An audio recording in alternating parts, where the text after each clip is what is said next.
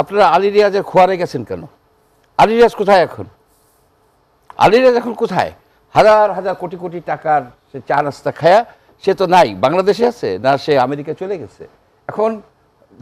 এখন মাস্টার পলাই গেছে।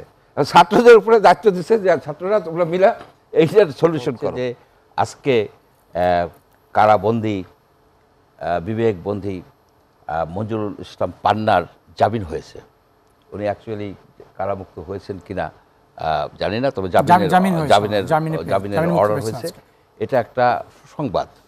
আর যে দুঃসংবাদটা হচ্ছে যে ওনাদেরকে তো প্রথমত ন্যায় উচিত হয় নাই। তারা সাংবাদিক, তারা মত প্রকাশের জন্য এই সরকার প্রথম থেকে বলে আসছে যে মত প্রকাশের স্বাধীনতা তারা এনশিওর করবে। সেখানে মঞ্জুরুল ইসলাম পান্নার মতো যিনি সবসময় কিন্তু আপনার সত্যের পথে যতদূর পারছেন উনি উঠছেন, আমি নিজেও সাক্ষী। আমাকে যখন জাতীয় নদী রক্ষা কমিশন থেকে অন্যায়ভাবে হলো, অপসারণ করা হলো, তখন উনি জোরালোভাবে, তখন দীপুমণিরা, শেখ হাসিনা এরা কিন্তু ক্ষমতায় বলেছেন। তো যাই হোক, এটা স্বস্তির কথাটা বলেই আমি করি। বিচার বিভাগকে ধন্যবাদ দেব, সরকারকে না।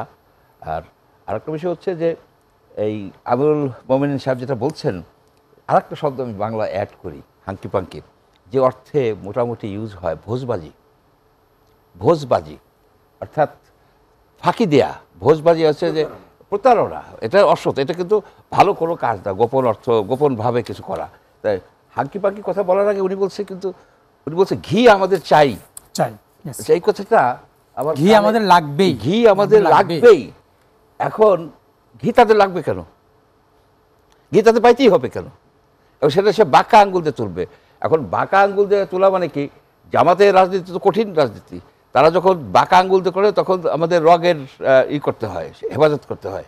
সুতরাং এই কথাটা বলায় আমরা যারা সাধারণ লোক, নিরীহ লোক, আমরা একটু আমাদের রগ নিয়ে একটু চিন্তা ভাবনা করি। ওনারা এই কথাটা বলা উচিত হয়নি। একেবারে আমি ডিনাউন্স করি। ঘিয়ে দিয়ে আপনি বাঁকা আঙ্গুল দিয়ে উঠাইতে যাবেন কেন? আপনি বলতে পারেন যে আপনি সকল রাজনৈতিক দলকে নিয়ে আমরা এইটার একটা সমাধান করব। কিন্তু আপনাদেরকে তো আমরা অনেকবার বলছি, এইখানে এই টেবিল থেকেও বলছি, আপনারা আলী রিয়াজের খোয়ারে গেছেন কেন? আলী রিয়াজ কোথায় এখন? আলী রিয়াজ এখন কোথায়? হাজার হাজার কোটি কোটি টাকার সে চা নাস্তা খায়া সে তো নাই, বাংলাদেশে আছে না, সে আমেরিকা চলে গেছে। এখন মাস্টার পলাই গেছে। ছাত্রদের উপরে দায়িত্ব দিচ্ছে যে ছাত্ররা তোমরা মিলা এইটার সলিউশন করো।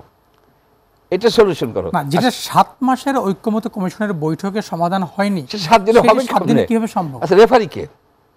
আপনার মিটিংটা যে পরিচালনা করবে কে? ইউনূস সাহেব নিজে পরিচালনা করবে না আসিফ নজরুল করবে? এরা মোট কথা একটা ফাঁকিবাজির, ওই যে বলছে না যে ভোজবাজি দেখাচ্ছে সরকার, ভোজবাজি দেখাচ্ছে ইলেকশন নামে একটা জাতির সাথে। আপনি কি জামাতের যে বক্তব্য সেটা সমর্থন করছেন? না, আমি জামাতের বক্তব্য সমর্থন করি না, যে তার হুমকিটা সমর্থন করি না। আর হুমকি না, তারা যেটা বলছে যে তারা, আপনি যেটা বললেন যে ভোজবাজি, মানে এই বিষয়টাকে আপনি সমর্থন করছেন যে তারা সরকার তো শুনেন, এই সরকারই তো ভোজবাজির সরকার। এই সরকার আসছে কিসের জন্য?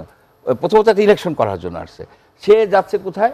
ডিপি ওয়ার্ল্ড লিজ দেওয়ার জন্য।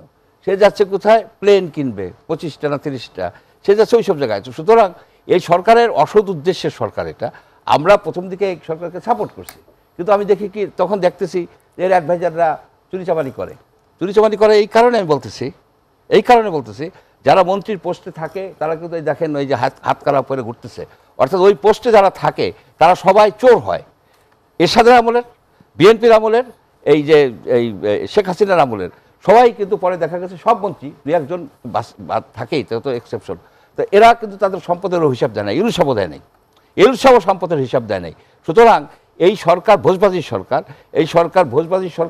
এটা তাহের সাহেব যেটা বলছে ঠিকই বলছে, কিন্তু তার ওই বাঁকা আঙ্গুলে আমরা ভয় পাই।